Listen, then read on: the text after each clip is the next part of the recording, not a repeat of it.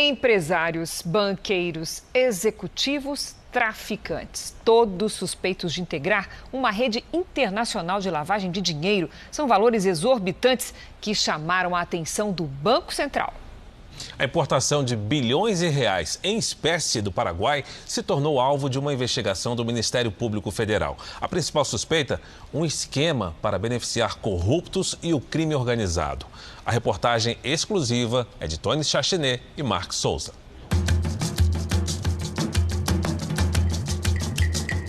Avenida Faria Lima, São Paulo. Um dos principais centros financeiros do país. Aqui ficam grandes empresas e bancos nacionais e estrangeiros. Nesse prédio, endereço dos mais valorizados, funciona o Banco Paulista. Desconhecido da maioria das centenas, milhares de pessoas que passam por aqui todos os dias, mas que agora está no foco da investigação de um mega esquema de lavagem de dinheiro. Especializada em mercado de câmbio, a instituição recebe bilhões de reais vindos do Paraguai todos os anos. Em princípio não é ilegal, mas a transferência que é feita à surdina ou sem identificação ou que tenha traços ou indícios de irregularidade ou que esteja havendo algum tipo de lavagem, essa transferência sim, ela é ilegal. As cifras nesse caso são tão altas que o Banco Central ligou o alerta. É uma estrutura complexa, descoberta durante as investigações da Lava Jato. O ex-diretor do Banco Paulista, Paulo Barreto, foi preso em 2019, apontado por delatores da Operação Câmbio Desligo, que identificou o funcionamento de uma rede de doleiros em um esquema internacional de lavagem de dinheiro. O maior parceiro do Banco Paulista é o Banco Basa, antigo Amambai, do Paraguai. Hoje pertence a Horácio Cartes, ex-presidente do país vizinho, também investigado pela Lava Jato. Mas foi fundado por um brasileiro conhecido, Dário Messer, o doleiro dos doleiros. Messer foi preso na Operação Câmbio Desligo, fez delação premiada e agora responde em liberdade. Dário Messer celebrou acordo de colaboração premiada com o Ministério Público Federal, juntamente com a Polícia Federal, acordo este que encontra-se homologado pelo Poder Judiciário. Bem por isso, em razão dos termos pactuados, Dário hoje colabora com a Justiça e presta os esclarecimentos sempre que necessários. A pedido do Ministério Público Federal, o Banco Central analisou o volume de importação de dinheiro do Paraguai e descobriu números absolutamente fora do comum.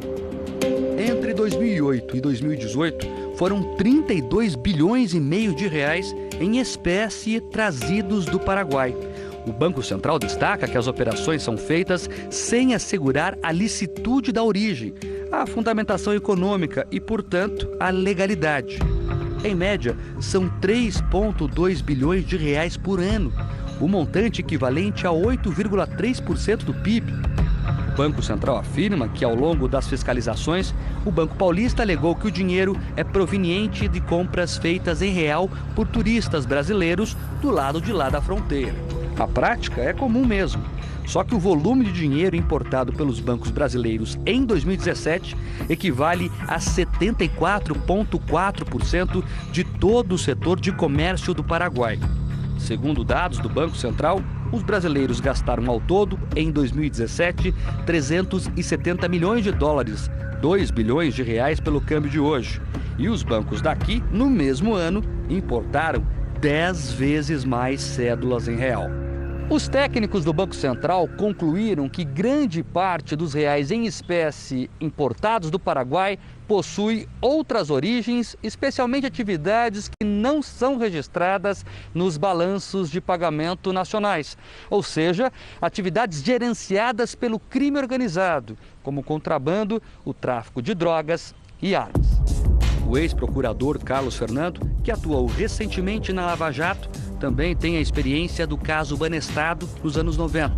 Desde aquela época, o Banco Paraguai atuava em operações suspeitas de envio de dólares ao Brasil.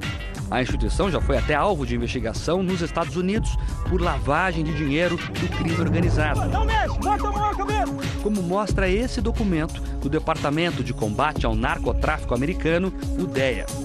Aparentemente pode ser legal, tem que ser investigado na sua realidade. Aquela exportação, por exemplo, aconteceu ou não aconteceu?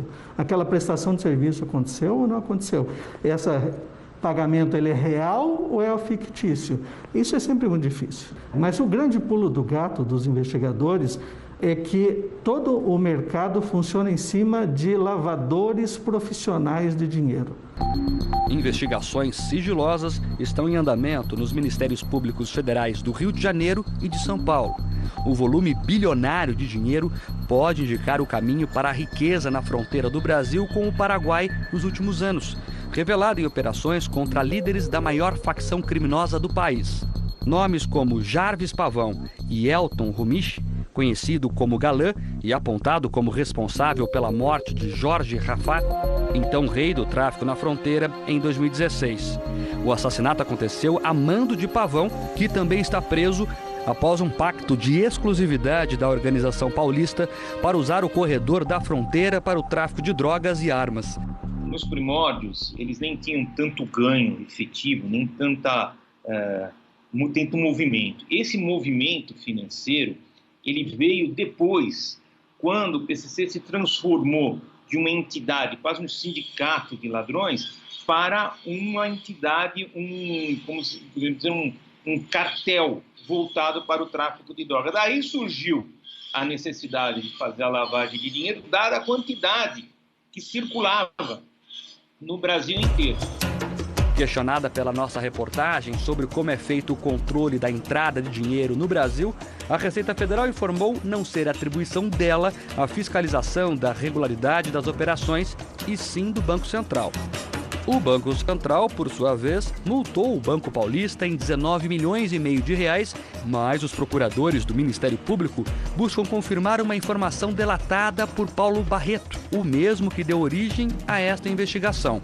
Segundo o ex-diretor do Banco Paulista, servidores do Banco Central recebiam propina de R$300 mil para não atrapalhar a engrenagem da máquina de lavar dinheiro.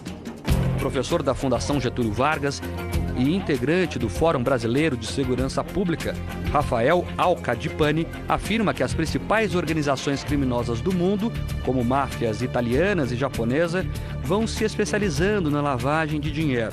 Quanto maior o volume de negócios ilícitos, mais sofisticado precisa ser o esquema para esconder a origem de tantos recursos.